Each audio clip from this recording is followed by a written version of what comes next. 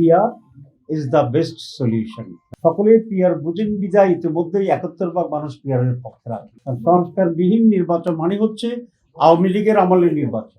আবারও কেন্দ্র দখল, আবারও যে তিনটা এম এর কথা বলা হয়েছে সে ব্যাপারে সক্রিয়, ইতিমধ্যে সে লক্ষণ আমরা মাঠে দেখছি। তো সে কারণেই পিয়ার is the best solution, number 1।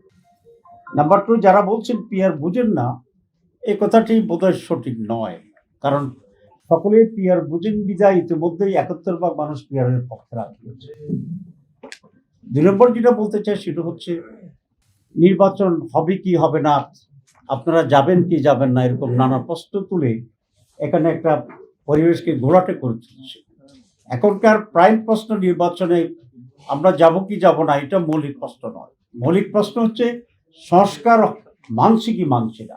Extreme মশার কয়েল প্ল্যান্ট ফাইবার দিয়ে তৈরি, ডেঙ্গু চিকুনগুনিয়া বাহি সহ যে কোনো মশার বিরুদ্ধে দেয় এক্সট্রিম সুরক্ষা। সুতরাং জাতি আজ 2 ভাগে বিভক্ত।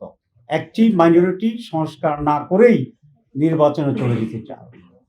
তাদের উদ্দেশ্যের ব্যাপারে আজকে মানুষ সন্দেহ করতেই পারে। আমাদের বক্তব্য খুব স্পষ্ট, সংস্কার হইতে হবে।